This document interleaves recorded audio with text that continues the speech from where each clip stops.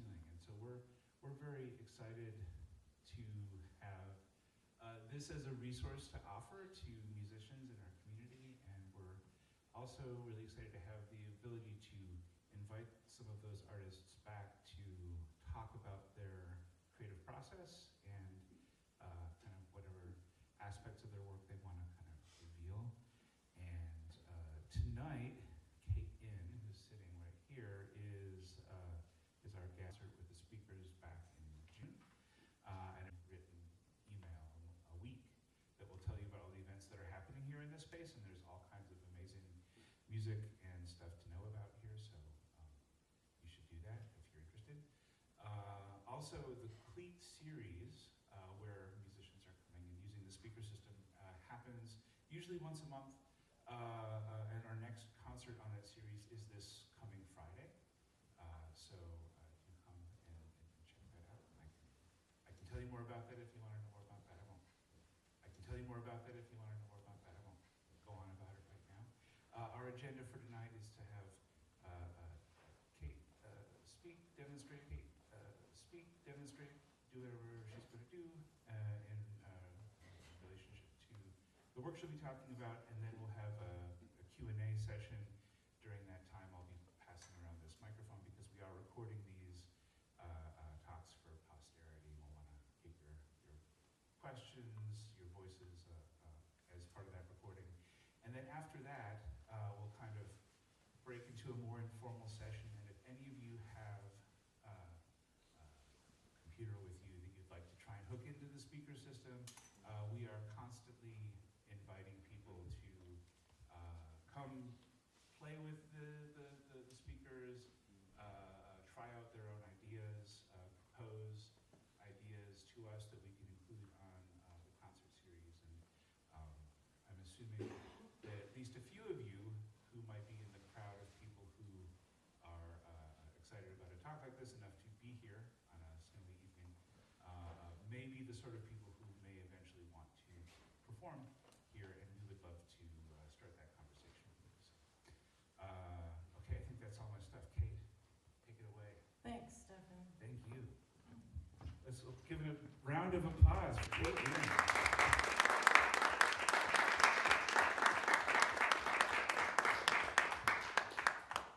Thank you. Make this system available and put the time and ongoing work into making that a thing for us. It's really a community resource.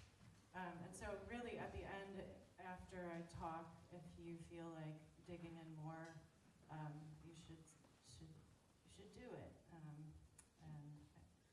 don't be scared of the CLEAT system.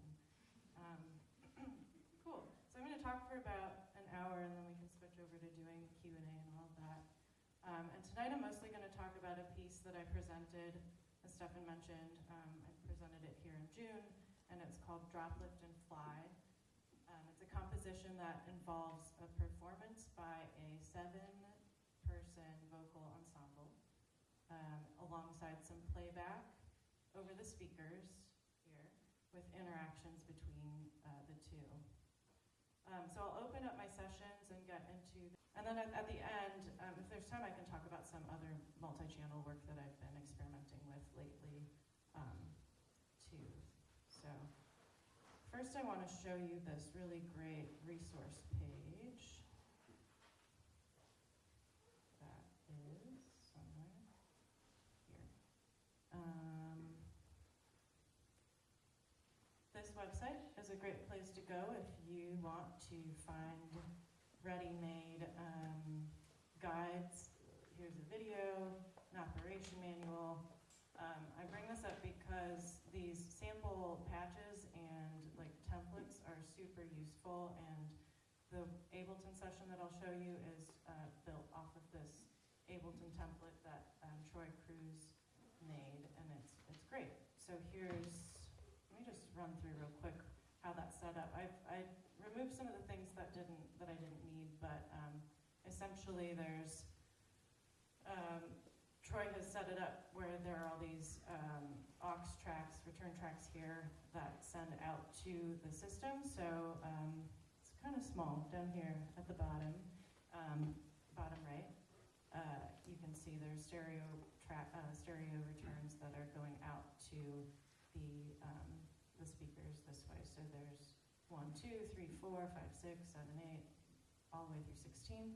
And up here, I can send individual tracks to those aux tracks. So here's an example where in this section over here on the right side, here are my returns, or my sends, so I can bring levels up there, and that means I'm sending, because this is panned to the left, I'm sending to, let's see, this is panned left, and this is the levels all the way up, so I'm sending to speaker 1. Let's do an example that might actually make some sound. So solo this, tambourine, where am I sending that? This is 1, 2, 3, 4, 5, 6, so speaker 6, right there, and then a little bit in 8 and 10 as well. So it's really not that complicated once you just start by using a template like that.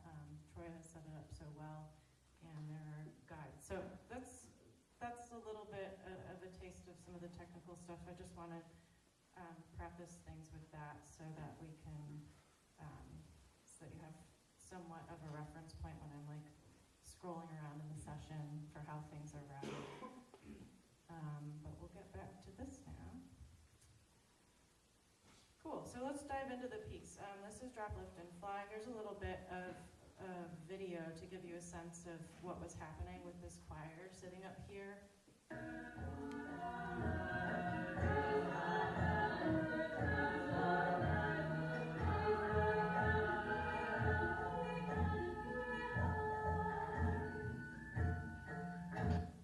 It's super short, but just a taste of what it sounds like with the 7 people here, or 6 people plus me, because I couldn't bring the whole choir here to do this again. So I'll demonstrate some things over the playback, but that's what it sounded like with both things happening at once. So there is that. And you can see here 7 people with microphones, and the microphones are amplified through the system, so I'm sending the voices through the system, and then there's playback happening too. But also part of this was the visual and the acoustic sound propagation of this array of 7 people sitting up here too. So I got to use sound from speakers, on the ceiling that dump out and down, and then also this kind of array of 7 people at the front here. And I'll play more of the piece later from Ableton so you can hear more of it. The quick summary of how this came together is that I worked in a really hybrid format for this piece. I gathered sound in Pro Tools and did like an initial mix of the play elements there. This is kind of a wild, big session that's not,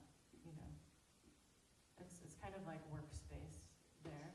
And I used a bunch of sounds from field recordings and samples from my personal sound library, plus some recorded music. So I recorded percussion, flutes, guitar, bass, a rubber band, and did some resynthesis through this module called the panharmonium, and I used the choir voices through that module and used some sort of resynthesis textures in the piece too.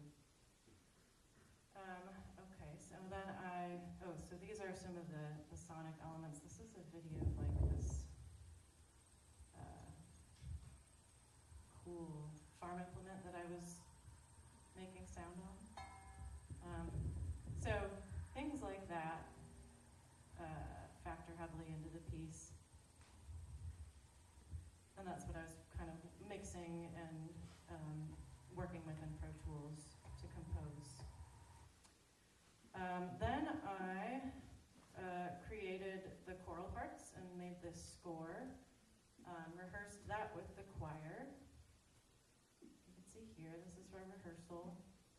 And then I brought everything into Ableton, and I did routing and panning there. And I believe I printed the playback tracks with most of the routing and panning, just so that I wouldn't have a bunch of that automation happening during the live performance, in case anything should get confused or fail. And Troy has built this easy way to print tracks easily with panning and automation into the template. So I'm going to keep promoting that little download on that page. And so Ableton, I did a lot of the spatializing in Ableton, and then I ran a performance session through Ableton too. And that included the live mics and routing that through the system, and some other little moves that I had to patch in Ableton. All right, so that's a few different modes of working that I had to kind of weave together to make this piece happen. So there's all that. And I'll come back to this soon, but I'm going to zoom out for a minute and talk about a really big framing question that I ask myself at the beginning of creating pieces like this, which is how to approach the system, how to approach CLEAT, and how to approach 16 channels in this space and on these speakers. Last year I hosted a panel on multi-channel work as part of a series that I curate through Experimental Sound Studio. That series is called the Patchmat Sessions. And this multi-channel panel had 4 sound artists who make work using lots of speakers. So the people on the panel were Beth Bradfish, Gabby Kinlock, Kim Ritchie, and Regina Martinez. And this panel was just a great container to talk about some of the things that fit under the multi-channel umbrella, and they brought such different perspectives. But it was enlightening for me because some of them had created pieces on really large systems, like the Pritzker Pavilion, where the speakers are very high up over your head. They're also really far apart. It's an outdoor space, so there's a lot of ambient sound. And so when something moves really fast across the space, relative to the scale of us as our little human bodies there on the lawn, that can feel like something big and overwhelming. I think Stefan had a really cool piece that sounded like big. I forget. It was a few years ago, but yes, Stefan has made some really great work on that system too. So those are large scale, and then I got to talk to these people on the panel about some of the more small scale inside, installations that involved things like, Beth Bradfish makes like hand-wired transducer sculptural furniture, and so there's just really different ways to think about spatializing sound and using multi-channel systems. And so that's why I have to kind of, I get really excited about all of those possibilities, and there are other ways to, do the technical side of those things. So do you work in Max, and are you really excited to make an algorithmic composition, or do you like sound design and music, and you want to just like run a bunch of tracks and assign each one to a speaker? There's a lot of choices you can make in this work. And so I needed to narrow this down for myself, and so I had to ask this question about how to approach the system. What am I working with? What are my goals here? And one of the great things about coming to these talks and the CLEAT concerts here is that people will answer that question so differently based on their particular work. And so my answers to that, I actually found this talk that Matt Test did. Sorry for the angle here. It's just I was sitting right there, and Matt Test was presenting up there. I found Matt Test's presentation, his CLEAT talk, which I think is probably linked on the Elastic website, or the CLEAT website too. I just found his presentation on electroacoustic dramaturgy to be useful for me. I found that those that organizing my choices in this kind of dramaturgical frame resonated the most with the type of work that I've been most interested in making lately, which are performances that are something between music, theater, and cinema or expanded cinema, and that use unconventional sets and sound placement. So here are some examples of recent projects that I've done. Unconventional sound placement is Garrett Hatcher with the sax over there in the distance. Yeah, and so for Drop, Lift, and Fly, for this piece on the CLEAT system, my answers to the question of how to approach the CLEAT system emerged really through these themes and concepts that I've been investigating in my work lately, and I boiled it down to 4 themes that served as strong organizing thoughts for this piece. Mechanics, so that's how to represent physical mechanics and sound. So I'm interested in making work that represents, that plays with like the feeling of physical mechanics, something like pressure, something pushing in on itself, or vertical motion, or spinning, right? I'll keep going through these. Setting and story, so I like work that, I like playing with setting, creating setting as a place and story as events happening over time. But I think one of the wonderful things about working with sound is that you can kind of mesh those 2 things so that they become the same thing.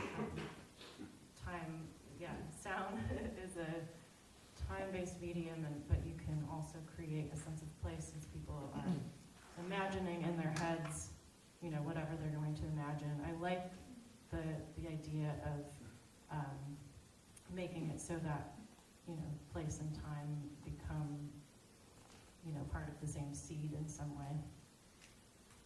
I think about control, and control comes up a lot in sound work, where we think about control voltage and modulation, or control surfaces, controllers. But I also think about this as labor, and by that I mean like physical embodied labor, and what effort is visible in performance and what effort is not visible. And there's also this kind of idea of control in cybernetics, so circular communication processes, or things where the output of a system influences the further output of that system. And connection. So, I don't know, maybe this is a sort of response to the times that we're in, like as an antidote to disconnection and overwhelm and attention economies, or like the opposite of a lack of attention. And I can say more about this idea of connection, but in short, I just like experimenting with connection, attention, and like collective labor or action as creative material itself. And so this was a driving factor behind using a choir. It was an excuse to sing with other people, but I think a lot happens in the choices behind gathering that choir and writing the text and the composition that we're all going to sing together, and kind of sticking to a style that has to do with and prioritizes connection. And it feels sort of indulgent to do that in these times, to be like, hey, want to sing, in this group. Anyway, so I'm bringing these themes up to float around as a backdrop for some of the technical and compositional choices that I made for the piece, so I'll explain those. But this is just really, a way to organize the ways that I made decisions guided by these themes. It might help explain some of like the routing moves that I made. So I'll focus in on these. So if we get our bearings here with like the room and how that's set up, the speakers are numbered as such. So it's 1, 2, 3, 4, and then 16 is in the back corner over there. Here's the choir. I had fun with these graphics. And I like to visualize sound sources in the room. So these are the choir's voices. And these green orbs are the sound coming from the speakers, which are pretty like omnidirectional, but also for their orb, they're half. And they fire outward and down. And so there's this combination of sound coming that way and then sound coming this way, right? And so that's something the more I thought about that and planning this CLEAT piece, this drop, lift, and fly piece, the more that I became interested in making the piece into a space. So, and making it into an environment, something that we're all part of together and sitting under together. I think about what experience I want the audience to have while sitting here. There are some pieces that prioritize giving the audience the ability to roam and walk around and kind of do an exploratory interaction with the composition. And for this, I just sort of ruled that out and said, I want us all to kind of sit in the same space and experience something together. And in order to do that, how do I make this feel like a container? And so I got interested in the idea of verticality that way. So rather than having like the speakers in this kind of lateral grid array like this, I thought about how can I create the illusion of verticality to pull up on it like this. And then I sort of then began imagining this canopy that we're all under. And that canopy vision played heavily into the lyrical content and part of the sense of story of this piece. But really to create verticality, I just started experimenting. I started experimenting with tones. So I was like putting a drone at the edges and making these ascending sine tones, come out the speakers in the middle. And I ended up not really feeling like I could hack that, like the psychoacoustic feeling of verticality. I didn't raise the roof of Elastic by 30 feet the way I wanted to, but like the experiments were useful, and the tones served as this like underpainting for the piece. So all of that was useful, and it gave me this vision, this way to answer questions that I had to make later on about things, and this vision of this kind of canopy and this feeling that maybe we could all be under some structure together. So, and then I also, in service of trying to achieve verticality, I started playing with sounds that had to do with wind and air. And so I pictured being on a mountaintop where it's really windy, and I have a lot of birds in the piece because birds exist high up. And so I recorded a lot of samples of accordion, expanding and contracting and moving through the air, just moving through the bellows, and then I took those samples and distributed them so that there was like one accordion sample per speaker, and that's the beginning of the piece. And so I used that like musical material, and it happens a few times, and I'm going to play that for you now here.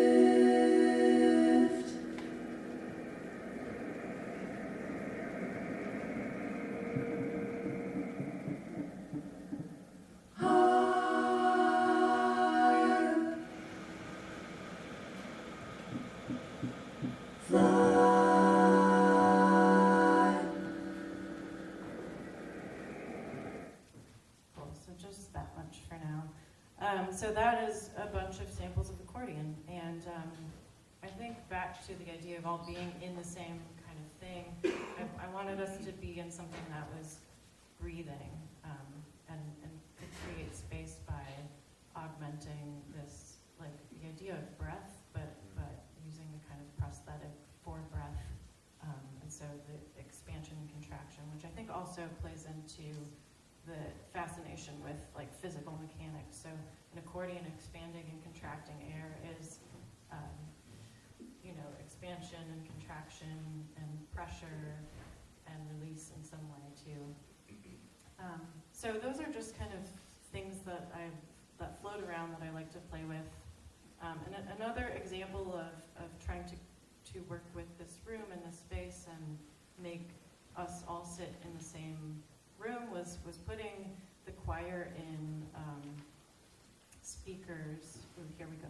So verticality, source distribution, and the canopy. So putting the choir speakers in this row of, putting the choir's voices in this row of speakers over here. So I think that's a choice to kind of augment this idea that there's a realistic choir sitting here in front of you, and the voices are coming from kind of like an array, rather than just throwing the voices everywhere in the room.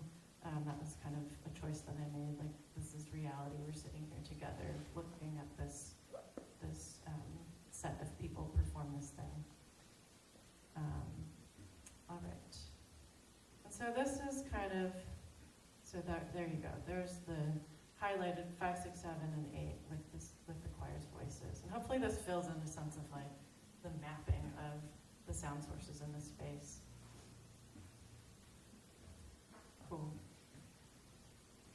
When it comes to setting and story, there isn't really a literal story I was trying to tell with this piece, but and I like doing storytelling without direct narrative, but I like playing with this tension between the familiar and the augmented or the mythical, or things that feel a little bit off kilter. And so that kind of choir, we're sitting here with the choir, that's a little bit of like this realistic thing, but then their voices are larger than life coming from the system, and that's augmented. And one aspect of story that I came up with for this is that there's a sense of like ritual or a rite that the choir is performing for us. And so the choir I decided that the choir was responsible for raising this canopy and putting us all in the same space together. And that's reflected in the composition choices. So there's this section in the middle of the piece that suddenly turns into this like odd jovial folk song, and it's around, and it has a little bit of a taste of like a battle song with imagery of battering drums and everything. And I composed that intentionally, and I talk about it like it's this other thing, but it's just I think with the ideas of like a choir performing some kind of ritual or rite, this is just what happened, and I went with it. So I'll play a little bit of that. Here's a rehearsal. And I will say, I had like a month to put this piece together, and I was doing it in the evenings and on weekends after work, and the choir was just so wonderful at jumping on this and being down to rehearse just a couple times, and they came in. And so this is one of those rehearsals. And I want you to hear them sing it first, and then I'll go back to the session and play it through the CLEAT system with my voice only. When glad mornings echo by, raise the canopy, canopy, canopy,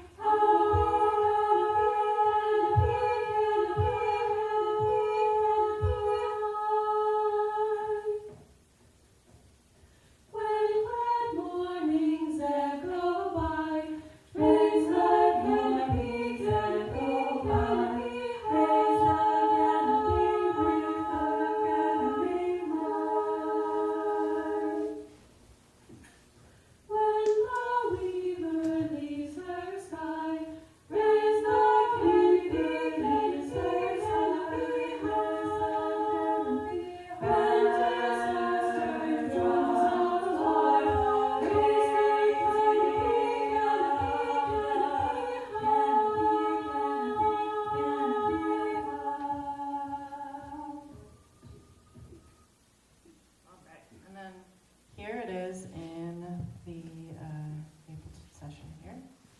my voice, rehearsal tracks. When glad mornings echo by, raise the canopy, canopy, canopy high.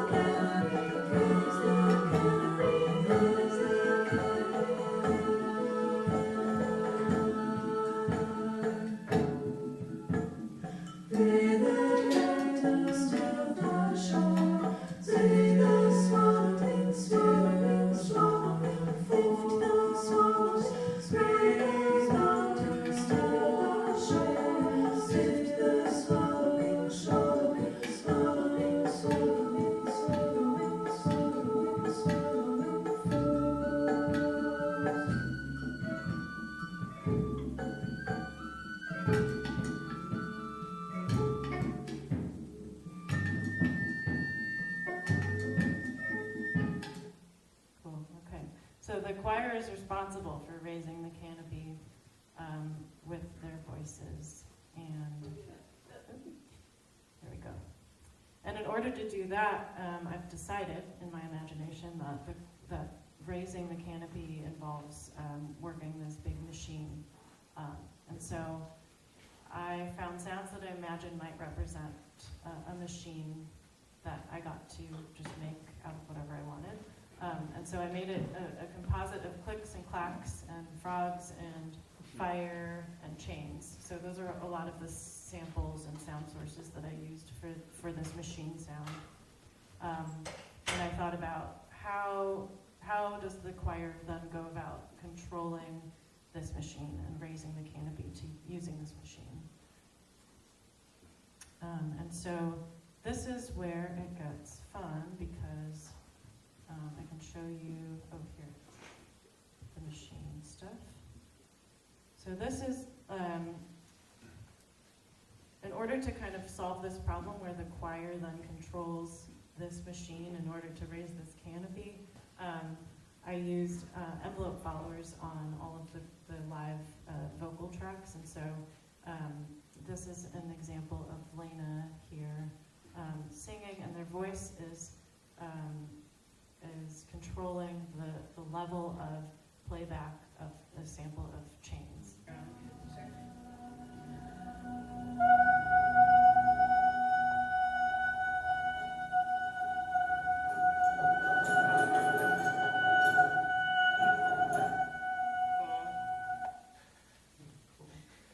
That was really fun, and it's each of us got a sound that we got to control, and so mine was fire, so I was like literally breathing fire, not literally. I was breathing fire through the system. Some people were like clicking, clacking, and someone was a low drone. What's fun about this is that it's like you're riding a fader. So I don't know if people have, audio engineering experience, and like when you have a physical fader or something that you're kind of riding, like especially for like an effects send or something, you're like riding the reverb or the delay to the point of almost feedback or something, and like there's just something really fun about that process and the performance of it that I feel like doesn't always, it gets hidden, for those of us that do engineering. We're like in a little control room cave or something, and no one ever knows that we actually are like being musical sometimes with our choices. And so I wanted to make that kind of feeling more visible and feel like something that we could do with our voices. So it was writing this fader, so to speak, but with like this totally embodied sense of labor around that. So using the voice to control something. So I can play that from the Ableton session now because I think that section is interesting. So these are just with my recordings of my voice, and we can kind of solo some things and check this out, but here are the samples down here. And the choir is in the red to purple zone up here.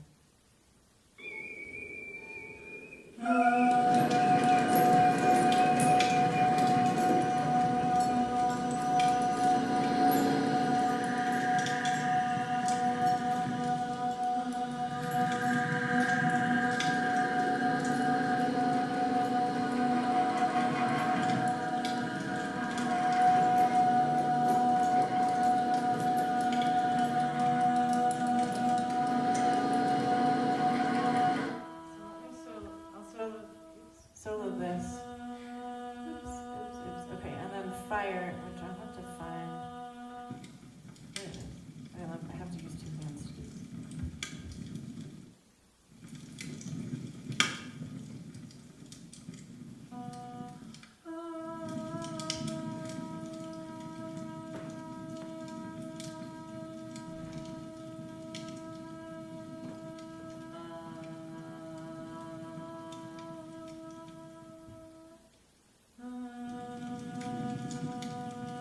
Kind of underwhelming when it's individual, but with everyone doing it.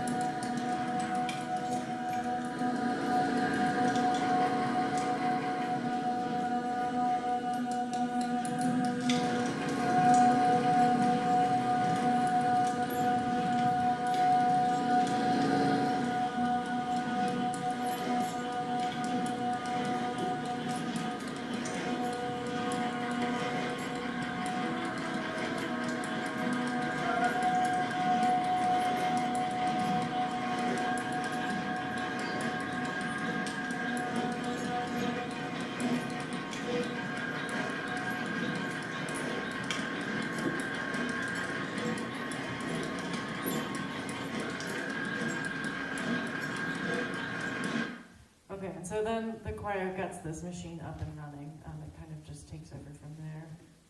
And one thing I liked about this section was that the choir had room to improvise.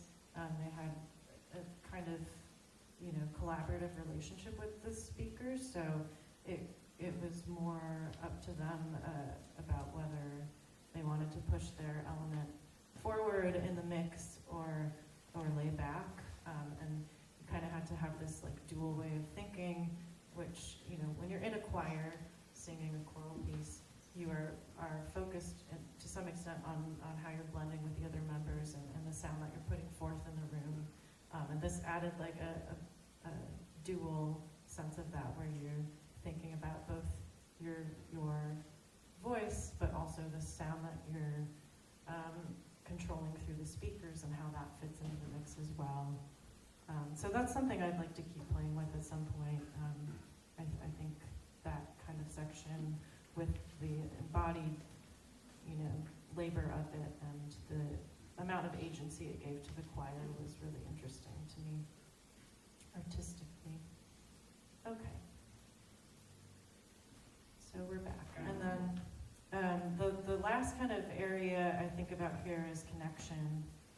Which is really just patching everything together here. Because I think the choice to get 6 other people in on this and to do it with me was this kind of bid for connection. I was part of a folk choir at the time, and it's like the Evanston Folk Choir. They're still going, if you're ever interested in that type of thing.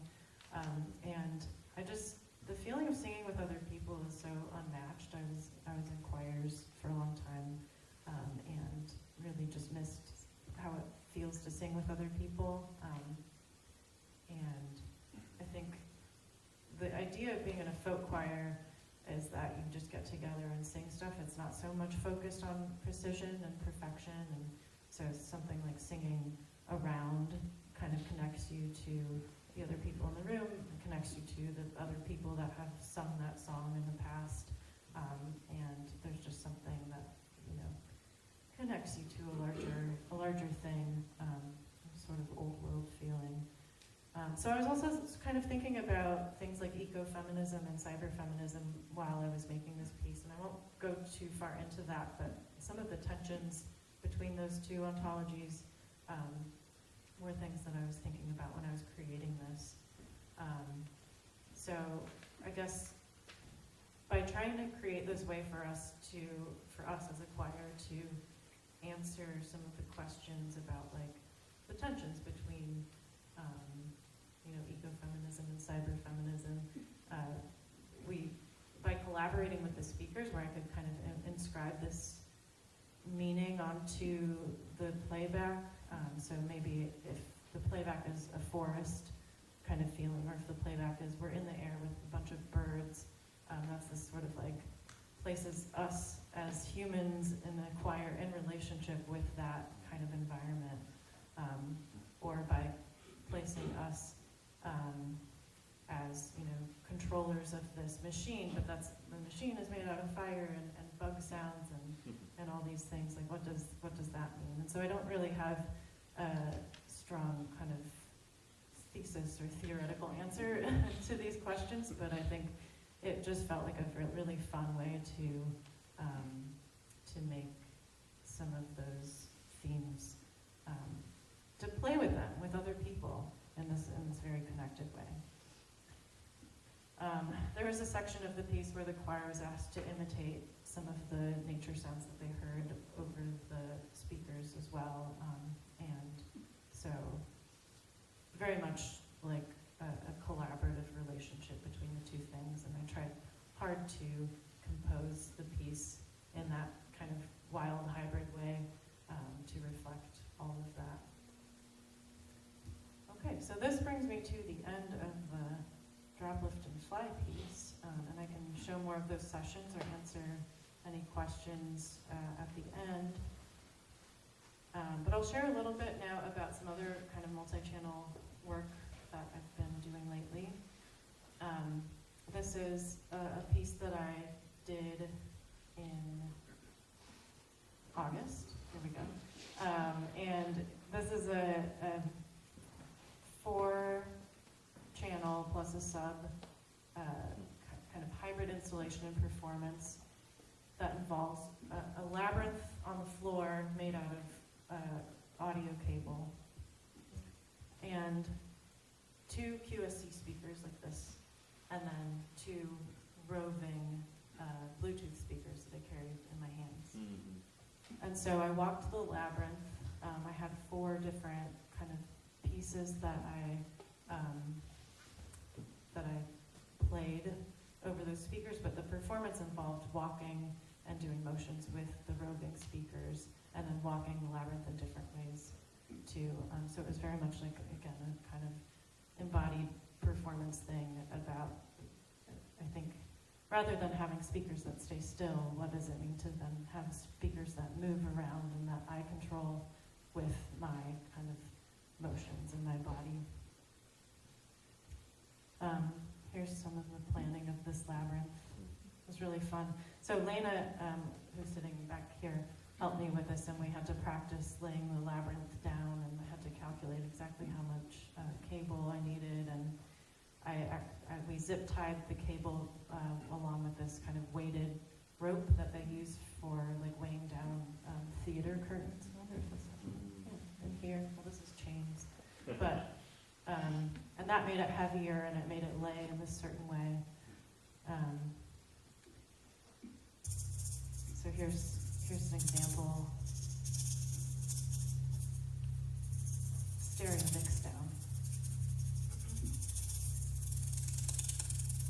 Right?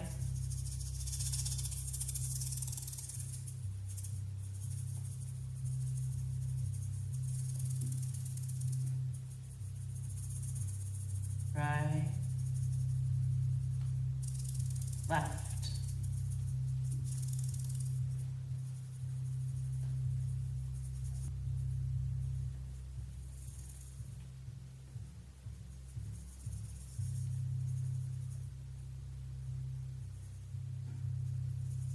left, over,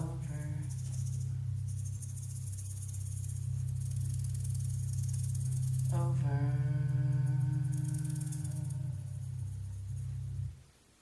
cool. So that's, if you can imagine me walking with those Bluetooth speakers that had the kind of shaker sound in it, and there's the chance to kind of do actions that mimic the sound coming out of those speakers. So there's a lot of like sprinkling them like salt on the ground or something. I think then part of that particular piece involved following my own instructions, and so I was walking the labyrinth, but then turning whenever I told myself to turn right or left. And this wasn't a piece that I practiced so that I was walking the same thing every time. I think part of the labyrinth kind of playground was that I would walk it and have to follow the instructions, and so whenever I was, you know, in a particular place, if I had to decide what right meant and what left meant and what over meant. I think over, I hopped over the cable or something, and turning right and left, does that mean turning the corner of the labyrinth, or does that mean just like turning around? And so it's kind of turned into this cool dance, and that was something that I let the sound do. I let the sound inscribe new meaning on this labyrinth setup. So every time that the piece switched over, the labyrinth became something new. So for that one, it was kind of a maze, right? And it's like confusing. For another piece here, it became more of an area for procession. And so this piece, you know, has a different walk to it. And I think those were just some of the things I felt really excited about playing with and conceiving of multi-channel sound work.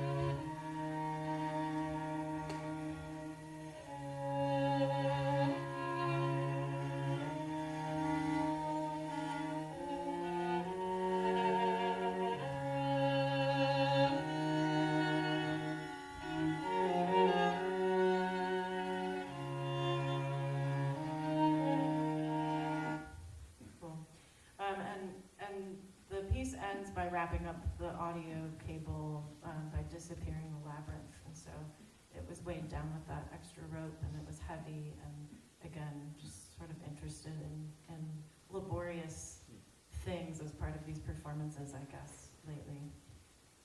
So here's how I kind of fit some of these labyrinth piece ideas into this matrix of things that I'm interested in. So the mechanics being like, what does it sound like to swirl sound around the labyrinth, or sprinkle sound, or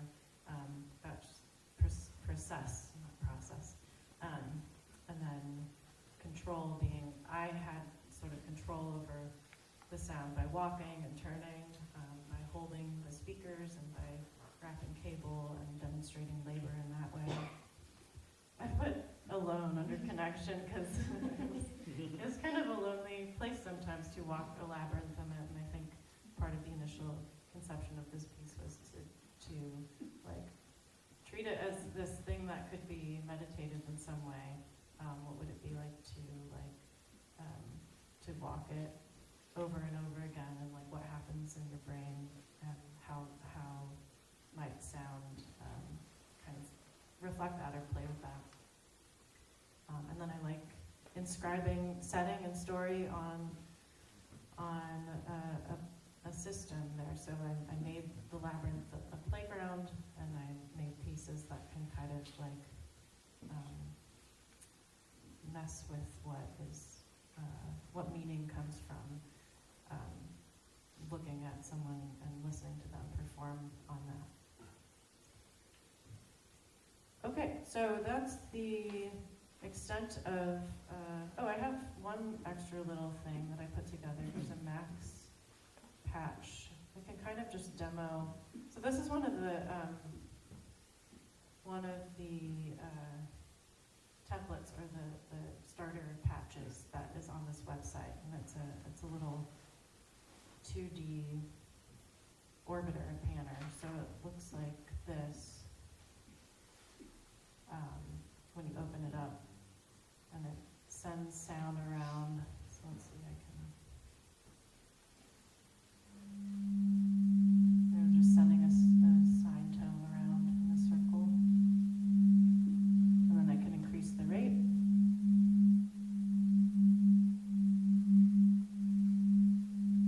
So I adapted this to make more of a spiral shape over here.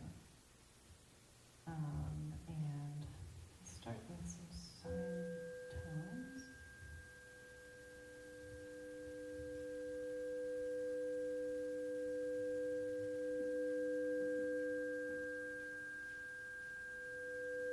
And then I have these voice samples.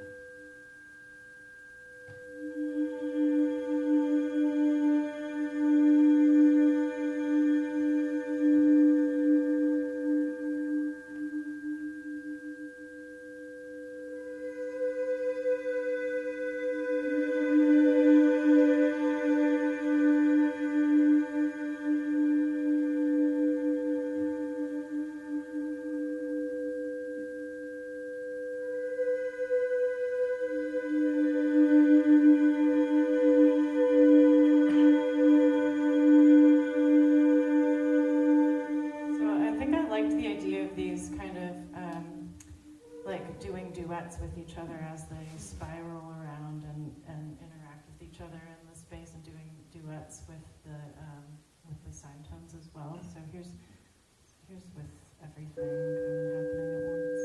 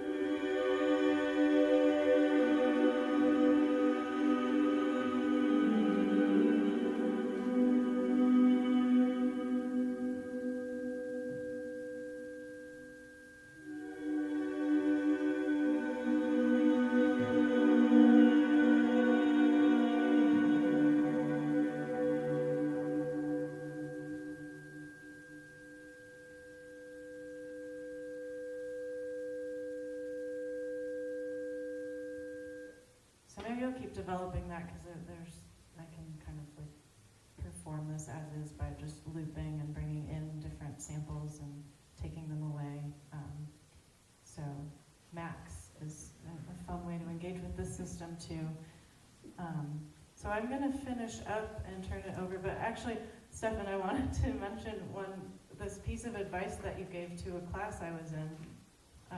Hopefully I get it right, but I think one of the things that has helped me a lot in making this type of work is this thing that Stefan said once, which is, what do you say? It was for this digital musical instrument design class taught by Brian Pardo, and Stefan also teaches this class.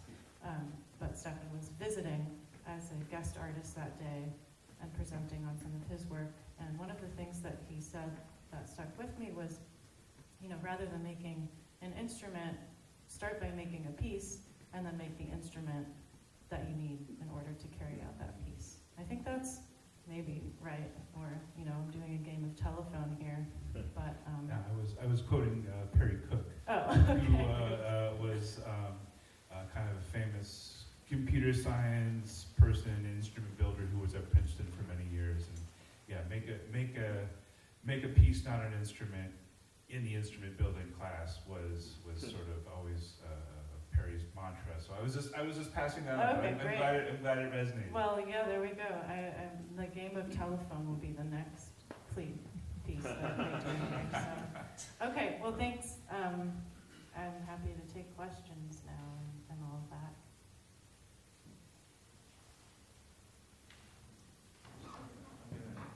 But I'm going to be the person who runs around with one of these. Thanks, that was it. Is this on? That was so wonderful and informative, thank you. I was just curious, if I understood your piece right, were all of the vocals, when you did the performance live, and they were just triggering, like, the elements, and you were just showing, like, a session that had the vocals? I'm just curious about the Yes. actual iteration in the space, and then how you mapped, like, the vocals and the sounds in the space. Yes, so you're correct. These were not here. I just put them in so that you could hear an example of what was happening in that section. So all of the vocals in the piece were coming from the choir, and their microphones were, so this soprano track would have been just like a live input here with a microphone going into channel 1. And then that input would have been, is routed here to, it looks like it's routed to 5, 6, 7, 8. So oh yeah, that's right, this row right here. So soprano 1 is coming, I think actually the whole choir is coming out of this whole row of speakers, and I let their stage positions kind of create variation in how the audience could, you're not hearing all soprano, because the soprano's over here, so you're hearing, everyone's hearing soprano and also soprano that way. Does that help answer? Yeah, I was just curious if you were also using any kind of like max routing, or if it was more just like pre-mapped to each speaker. Pre-mapped to each speaker, yeah. Yeah, I didn't Thanks. do live panning in this piece. I think I felt like that was scarier. There was too much going on already. I didn't want that to be an unknown or an uncontrolled thing. Yeah. Well, yeah, I was trying to remember, Yeah. and I think it sounded great, whatever you did, so. Thanks, Erin.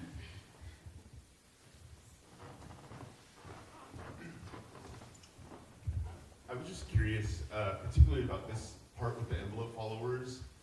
Where did you route, I know you said the voices were coming through this second row. Mhm. Where did you route the respective samples in relation to the voices? Yeah, I think that, let's see. Oh, where am I looking here? Yeah, this is one. Okay, so, this is what I did. Each speaker has a sample.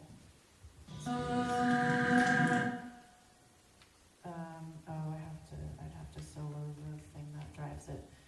But actually down here, so this is chains in 1, this sound.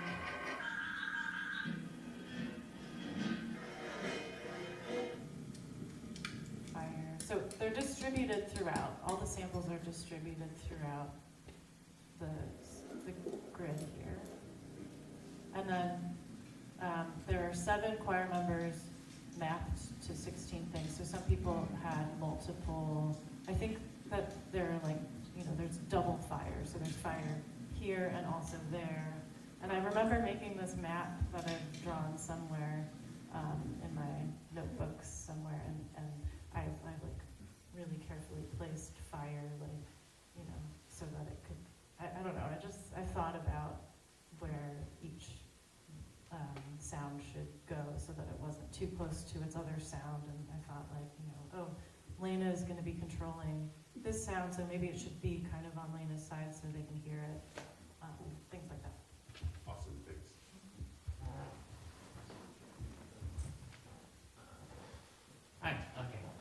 questions. One, hopefully just for, first was, were all the microphones going to Elastic system or to an interface of yours?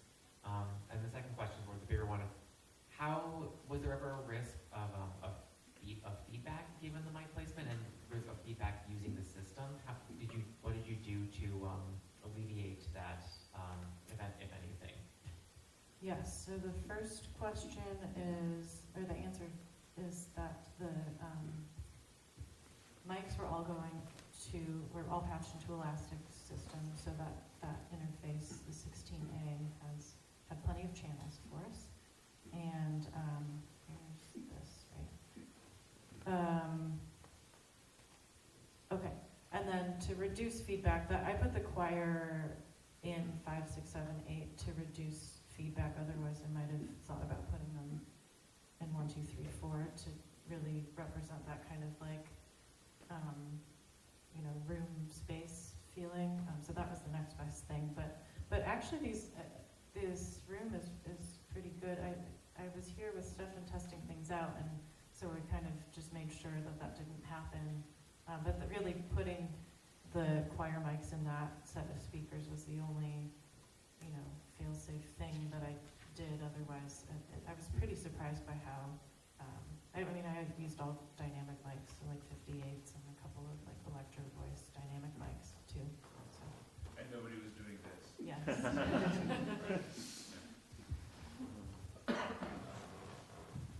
Hi, thank you so much for this. This was super informative. So I guess my question is more general, because I see that you were working with vocals in both the pieces that you shared. So I was wondering if there are any specific sonic themes or like technical elements that you find yourself leaning towards in your work or wanting to use in your performances. Yeah, well, I have a kind of background, I guess, in like songwriting and writing the craft of songwriting and writing things to be performed as songs. And so making work on this system, this was not really in like a small song format, but I stuck a kind of folk song in the middle of the piece, and that felt like a fun, comfortable space for me, where I was like writing lyrics and making something with harmonies and you know what I mean, like a song to be sung by people that might get stuck in your head a little bit, and that you go around the house humming. And so I thought that kind of element was fun, because I sometimes have trouble weaving that type of practice together with some of the other sound work that I do, and figuring out where the weird stuff can fit the songy stuff, and the song stuff can fit the weird stuff. And so I think this is an example of what happened when I tried to do them.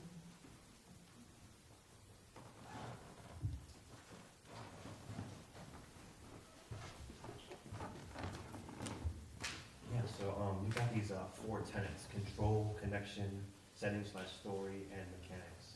I'm wondering, like, how'd you come to those sort of like, tenets, I guess you would say.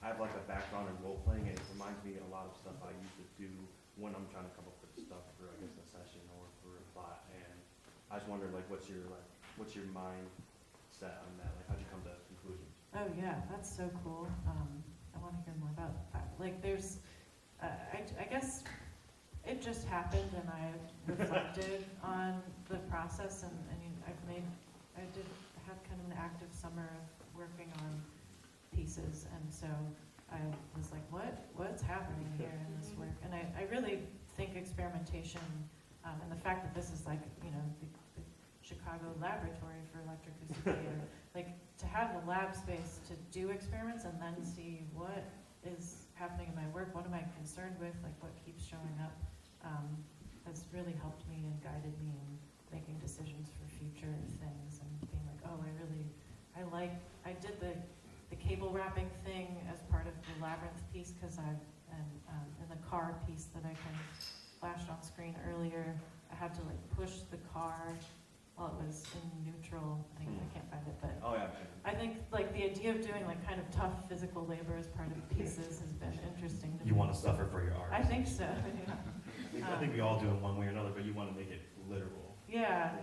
You're like, none of this existential anguish, you want it physical, you want it, subtlety is not here today. Yeah, so that's kind of, those were some words that I think seemed to run throughout and gave me a way to make decisions about the Making decisions is important. So you're saying it's something more so you realize after the fact, like, oh, I'm sticking to these sort of habits or sort of practices and processes that enable you to make good decisions, like you just said. Yeah, well, and maybe I will use this kind of, those 4 ideas in the future to explore. I mean, I think I do a lot of brainstorming and writing and figuring up front in order to distill what I think are important themes to work with, just things that I'm actually interested in. Yeah. Plus, I generally find it's easier to have a lot of ideas up front and get rid of stuff than to try to find your way halfway through. I generally, but that's just my process. Thanks.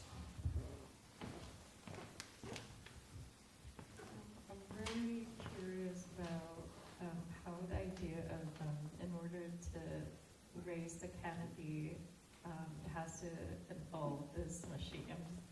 Just like how did that come about? Like, I'm curious. Well, Like, was it an intuition or? Yeah, if you can picture like a giant circus tent, it's like, how does that get up there? Someone has to like Winches, crank a lot of some winches. crank, a lot of witches. Is that what you just said? Winches. Oh, witches. Yeah. Or witches, Well, I mean, I gotta work too, I guess.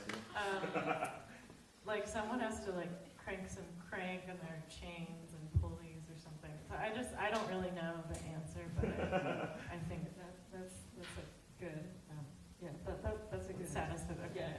Thank you.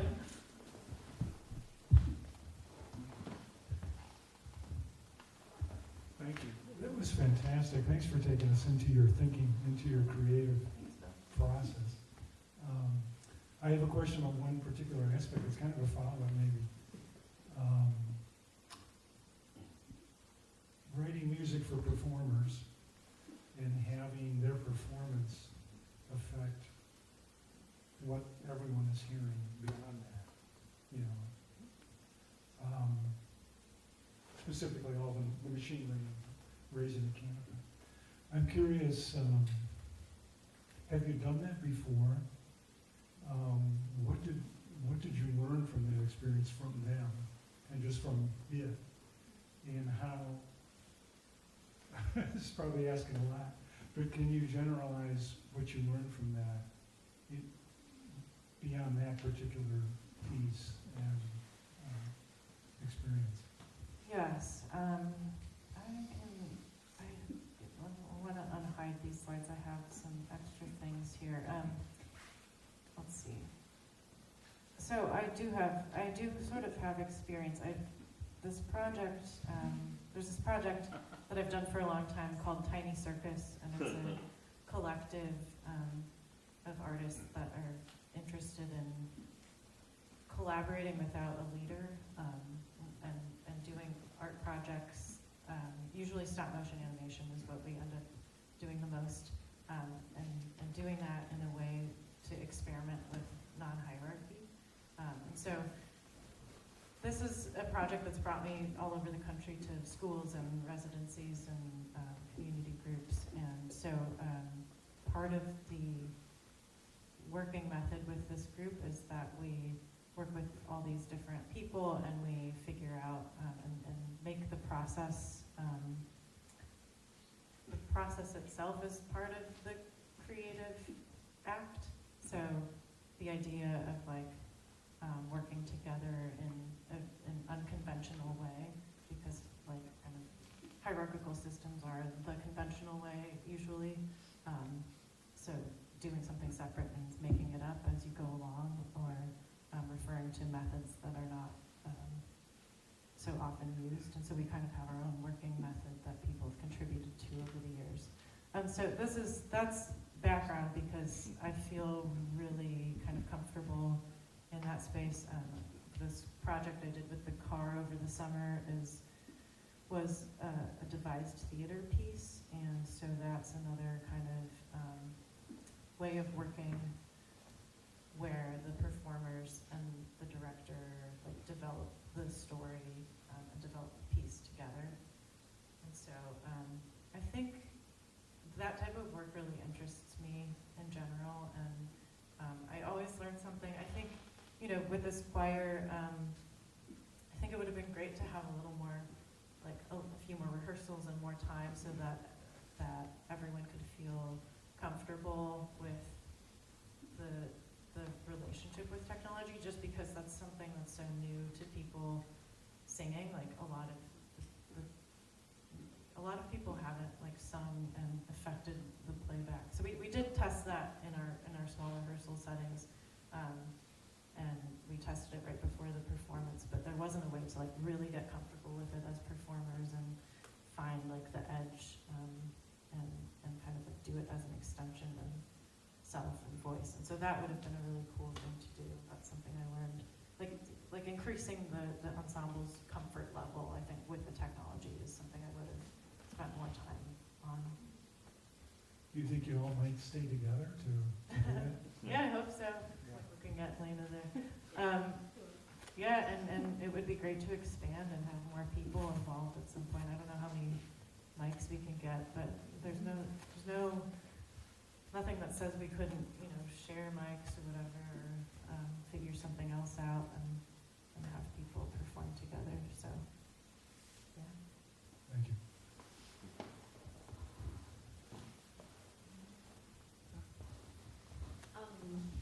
So I have the pleasure of working with you on this project, and what was I going to ask you? Oh, you keep talking about labor, and then I've heard a few times you mentioning both embodiment and then the kind of cyberfeminism, ecofeminism world, and I'm just kind of curious if you find that there's a connection, or like if you could talk a little bit about that connection between labor and those feminism things, and also just what brings you to express that through sound. I think to start with your last question first, it's just what I am thinking about and dealing with, you know, and I don't know that the work is like explicitly making claims in any one direction, but it feels important to me to have, well, maybe it is, I don't know, it, like, you know, our ensemble was a group of people that I chose and have worked with and like, and I chose that, you know, with intuitively, but also like, I think what we were representing and doing felt like something specific to me, and it felt like it had its own kind of identity and its own power. And so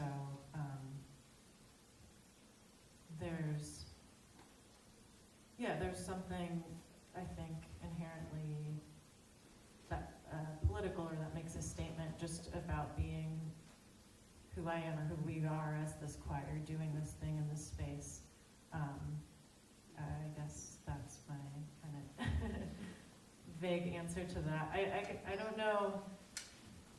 I have to kind of maybe have more distance from the project to think about it in more like tangible terms, or it's kind of hard to like reflect on on the work in that way. But yeah, I want to know what you think at some point too. Yeah.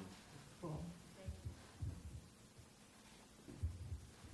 Hi, I had two quick things. One, I was curious if when you were playing with routing the field recordings through the speakers and trying to place them throughout the room, if there were any interactions between the recordings or between the room itself that surprised you and kind of informed then how you further moved it through the piece, or did you find that you were able to kind of intentionally approach it in a way where it carried out in the way you intended it to.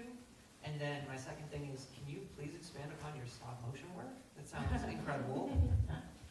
Yeah. Yeah, I think so it was useful to come in here and test things because, you know, it just takes, like any project, you have to kind of mix the sound in the space. I think that was an important step, and I don't remember any particular insights about that. When I came in here today, after not having played the piece on the system for several months, I was like, oh my gosh, how is this going to sound? And I ended up putting, you know, an EQ on the sends at the end of the chain, just because I felt like there was some frequency buildup around like 150 or something. So that's an answer. I don't know if that was present that day and I just didn't notice it or something. But actually, then when I was playing things back today, I was like, oh, now it sounds a little thin. So I don't know what. I think tweaking things on the system and fine tuning, I could probably do that, and just would depend on my ears and how many bodies are in the room and how I'm feeling and all that stuff. Yeah. Oh, and stop motion work. It's all, a lot of it's on YouTube under Tiny Circus, and it all looks very different because it was made with different groups of people in different places, and so a lot of it has been made by kids, and that's really lovely. I will share this really wonderful experience I had a couple years ago doing a workshop in New Orleans where this is sound related and kind of just beautiful moment, but we're recording sound for the animation, and the sound that we needed to record was just like ambient sound of a swamp. And so we said to the kids, everyone pick a sound that you think is made in the swamp, and I kind of facilitated this thing. So someone's like, oh, there's these birds and these frogs, and they start going, and they're like, you know, starting to make the sounds in their voices, and then just knowing what I know about sound, I'm like, okay, this sounds like it's going to be kind of, this kid seems kind of loud and squirrely, so we're going to put them all the way back there, like in a gymnasium or something. And so there's this loud bird, right, like off in the distance over there. And then these quiet little purring, like cricket sounds up front here. And this was probably 50 kids in a gymnasium, but we just placed them throughout, and we said, go. And it was like, I have the recording somewhere. It was just one of the most beautiful things I've ever heard, because it was kids imitating their environment, you know, as they knew it. And so it was like swamp filtered through kid brains, and just like mimicked there. And actually that was a huge inspiration for this piece that I presented on, because I wanted to capture how that felt. It was just like magic in the moment. I didn't know that was going to happen, but I think I've been after kind of like trying to recreate settings where things like that can happen, and you feel suddenly like connected through something like that.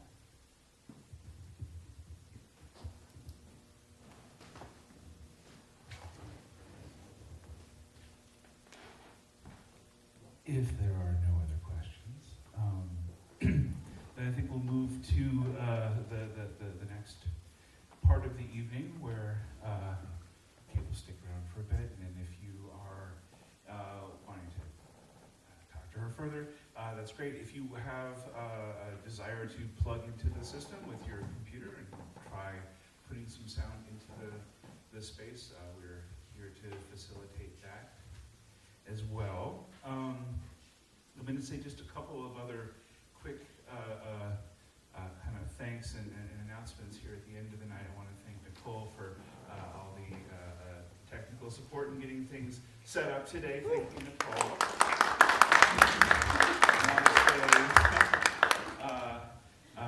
Thank you to Experimental Sound Studio for being our partners in promoting this talk series, and I want to also thank the Greenhouse Foundation, who is the reason why admission is free to the series tonight, because they sponsored us doing this. Next week, Hugo Flores Garcia will be the final presenter on the last Tuesday, and that's a whole other talk involving AI and spatialization, and will be fascinating as well, so I encourage you to come back for that one. And also, if you, Kate was nice enough to bring up the CLEAT website for a second, if that logo is one you like, we have stickers, and you can take one around the back table. So let's give thanks to Kate for such a generous and thoughtful